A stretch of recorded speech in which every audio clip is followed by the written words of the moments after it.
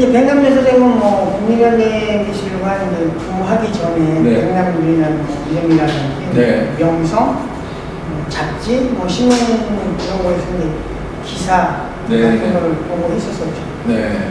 실질적으로 뭐 백남준 선생님을 만날 수 있었던 거는 이제 저는 81년부터 국립연대기실에 근무했고 나중에 86년에 저쪽으로 가천으로 이사 갔고 88 올림픽 이후에 이제 중앙부 다다익선 네. 설치한다고 해서 이제 그때 한참.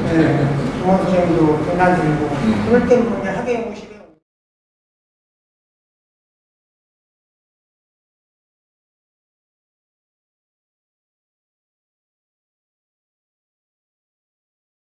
월급 대규모가 이런 인사 정도? 그런 정도 인연이죠. 네. 그러다 나중에 그분이 뭐 우리가 미스도 올리는 부모님 뭐 이런 거 하면서 이제 한국에 폭발적으로 소개가 되고. 소개가 되고 그러면서 이제 그냥 한국 미식이하고 가까워지지 않았나 그런 생각을 하고 있었죠.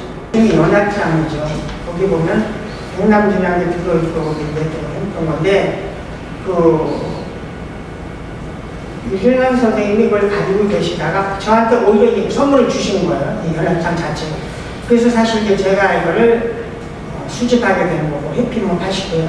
근데 이것이 받았는데 나중에 이거하고 유사한 이런 것이 사실 컴퓨터 센터에서 전시가 됐었어. 그러니까 우리 정호경 학예사가 파리에 와서 컴퓨터 센터에서 전시를 하는데 관장님 거기 가지고 있던 그 유사한 그것이 컴퓨터 센터 전시장에 있어가지고 자기가 깜짝 놀랬다 이렇게 얘기를 하더라고요. 그럼 아까도 기본적인 보상이나 이것이 지금 우리가 받았던 거하고 아까 보셨잖아요. 해피 85 이런 거.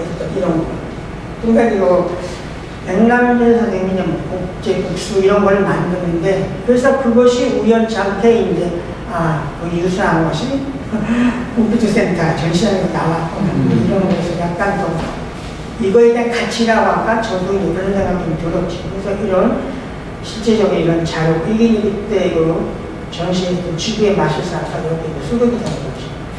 이런 걸 가지고 있고 이거는 이제 뭐 백남준 그쪽에서 독일 쪽으로 해가지고 출품했을 때 그 도록이라고 해야 될까?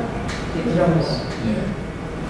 뭐 여기는 이제 뭐 기사의 일부고요. 뭐 월간 미술하고 그 남정호 씨가 중앙일보에 특파원하고 있었던 분이죠. 그 사람이 이제 백남준에서 썼었던 백남준의 마지막 길 마지막 퍼포먼스, 유골 한국, 미국, 독일 등의 분산 안치학을 기사에서 이렇게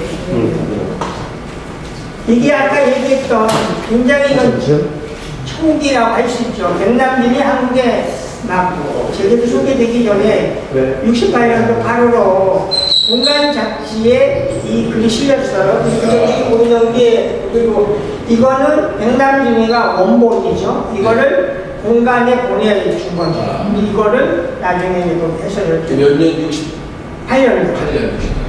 근데 이거를 최근에 이제 오광수 선생님하고 또 어떤 개인적인 이런 게 있어가지고 우스갯소리 오광수 선생님을 제가 인터뷰를 해서 제가 유튜버이기도 하죠. 최근에 그래서 선생님을 만나서 유튜브에서 지금 유튜브에 올리기도 했어요. 그랬더니 이제 오광수 선생님이 제가 이런 거 수집을 하는 거를 알기 때문에 크게 생각을 해가지고 내가 귀한 거 하나 선물을 주시겠다 하면서 최근에 68년도 백남준의 이거를 저한테 또 유피를 줬으니까 굉장히 의의가 있는 거죠.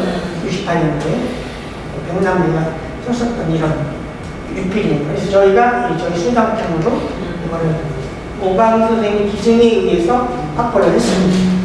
백남준의 필체를 우리가 이렇게 보면은 그분의 어떤 체질이나 예술적인 이런 감각이 어떤지 옆으로 볼 수 있는 것 같아요. 네.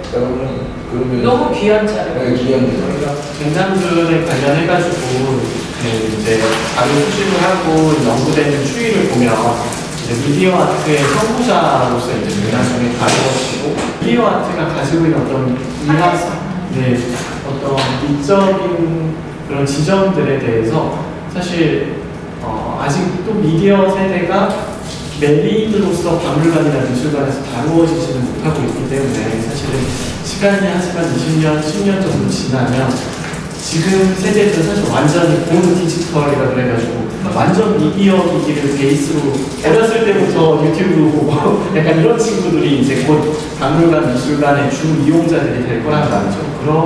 그 시점이 되면 사실 백남준에 대한 평가가 지금과는 또 완전히 달라지지 않을까.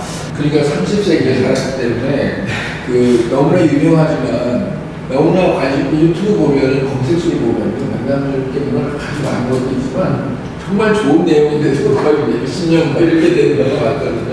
그래서 이제 말씀하신 것처럼 아직도 조금 더 일반인들이 그리고 지금 감상자들이 되게 아날로그 세력의 돈을 가지고 돌려 있는 분들이 그쪽이니까 앞으로는 좀 달라지지 않을까 저는 그런 기대를 해봅니다. 백남준의 판화는 어떤 걸까요?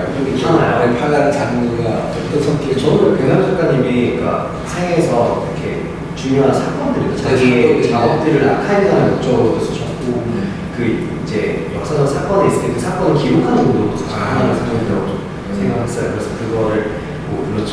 네, 제가 이걸 통해서 상황을 설명을 내고 그때 당시에 있었던 역사적 사건을 설명할 수 있다는 점에서 저는 하나를 백남준은 판화를 가지자면 한국에 있는 미디어 작품을 가지고 얘기한다. 그러니까 안전 자체를 말씀드리면 우리가 두 가지는 하나 이비용이 있고 시계는 아카이비용이 있다고. 예. 전적으로 백남준은 보자. 왜냐하면 그 같은 경우는 16장 이런 거 있어요. 37장.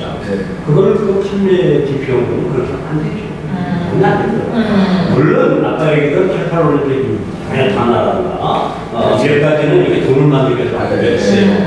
백남준 선생님에 대해서는 제가 백남준 포럼에 가입하면서부터 관심을 갖게 됐는데 실제로 김형순 기자님 말씀처럼 알아갈수록 더 이렇게 더 완료를 단순한 분이 아니시면 이렇게 조금 단순한 것만 알아버리고 흥미를 잃을 텐데 알아가면 알아갈수록 뭔가 더 많이 새로운 부분이 있다. 우리 시장님한테 얻었습니다.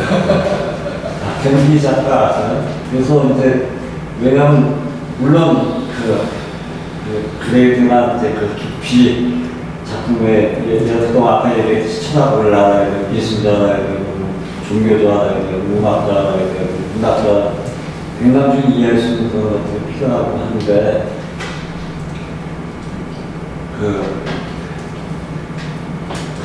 이런 계속 포럼이 이제 처음 시작할 때부터 내가 여기 이제 백남준 포럼에 참여해서 포럼은 지금 2번 거죠 내가.